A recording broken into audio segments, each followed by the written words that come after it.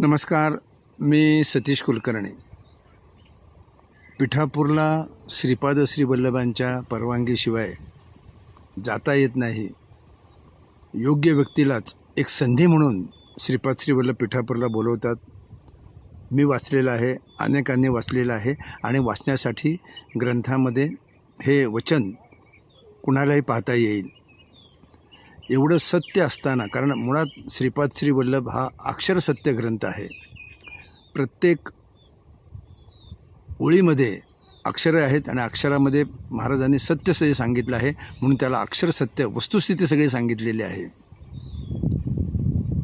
मी स्वामी भवनात जेव्हा असतो तेव्हा श्रीपाद श्री वल्लभ आणि आम्ही दोघं जवळजवळ एकत्र 11 तास असतो. कारण सकाळी 8ला मी श्रीपाद वल्लभांच्या मूर्ती शेजारी बसतो. साधारण 11पर्यंत रात्री माझं वास्तव्य श्रीपादांबरोबर भरपूर जातं, कारण तिथं बसणारा मी एकटाच आहे. समोर सगळ्या खुर्च्या रिकाम्या असतात. लोक येतात, फोटो काढतात, चहा घेतात, जेवण घेतात, गायब झाले की संध्याकाळी येतात, जेवतात आणि झोपायला जातात.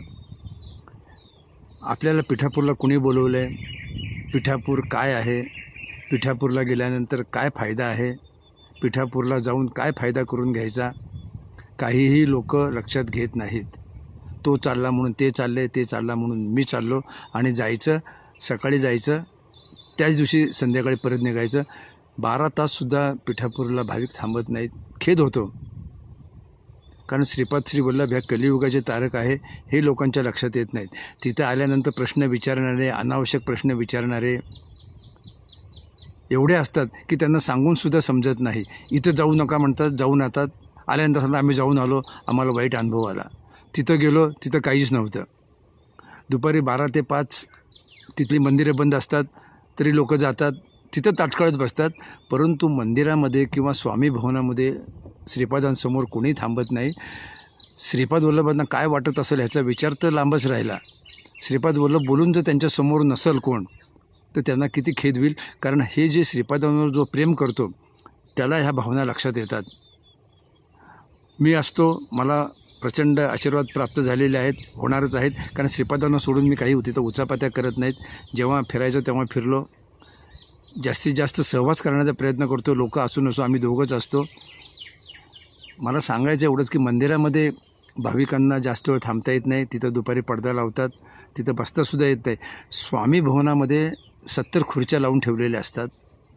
तिथं येऊन श्रीपादांसमोर फक्त डोळे उघडे ठेवून 10 मिनटं जरी पाहून 108 वेळा जरी जप केला तरी श्रीपादांना वाटेल की हा आला आणि हा गेला, पण पाहणं तरी होईल. कोणीही थांबत नाही. फक्त मंदिरात सकाळी अभिषेकाच्या वेळी 1 तासभर, पण तिथेही श्रीपादांच्या लक्षात येत नाही की कोण कुठे. कारण श्रीपादांची मूर्ती एका बाजूला आहे, लोक डाव्या उजव्या हाताला बसतात, त्यातून जेवढे दिसतील तेवढेच दिसतील. पण स्वामी भवनात मात्र श्रीपाद वल्लभ सगळ्यांच्या नजरेस पडू शकतात आणि सगळ्यांच्या नजरेस श्रीपाद वल्लभ असू शकतात. देवाच्या दारात सहवास फार महत्त्वाचा आहे. मी अनेक उदाहरणं देऊन सांगतो की सहवास महत्त्वाचा आहे. हवा सगळीकडे आहे, परंतु आपल्या गाडीमध्ये जर हवा आणि पेट्रोल भरायचं असेल तर आपल्याला पेट्रोल पंपावर जावं लागतं. आपल्या घरामध्ये पंख्याच्या खाली गाडी ठेवून हवा भरली जात नाही. तसं देव सगळीकडे आहे, परंतु देवाची जी मुख्य स्थान आहे तिथं आपण रोज जाऊ शकत नाही. आणि जर गेला तर तिथं फक्त सहवास महत्त्वाचा आहे. बाकी उचापात्या करण्याची काहीही गरज नाही. जेवढा जास्त सहवास तेवढं तुम्ही देवाच्या नजरेत मिळताल, आणि नजरेत मिळाल्यानंतर तुम्हाला काही अडचण आली तर तुम्हाला संकटमुक्त करण्याचं काम देव करू शकतात. एवढं साधं अध्यात्म आहे.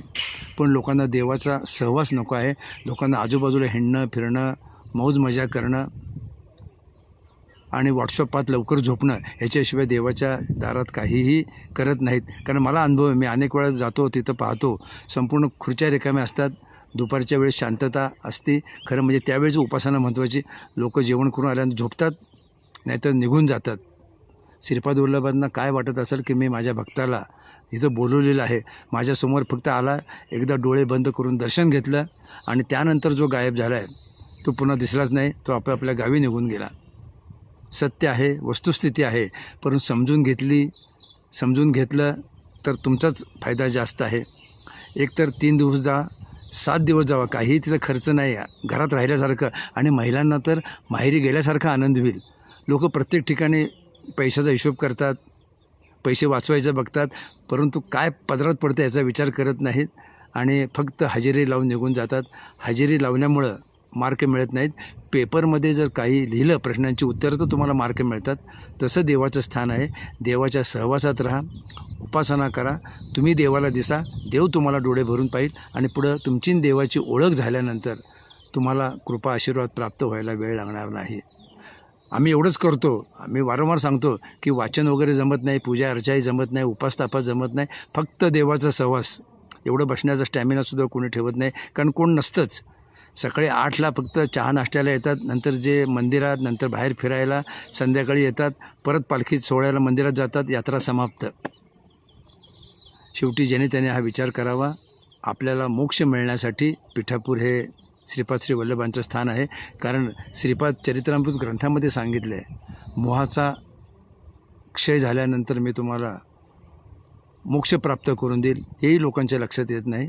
याचा विचार करावा आणि जास्तीत जास्त पिठापूरला आणि कुरवपूरला श्रीपादांच्या सहवासात राहण्याचा प्रयत्न करा.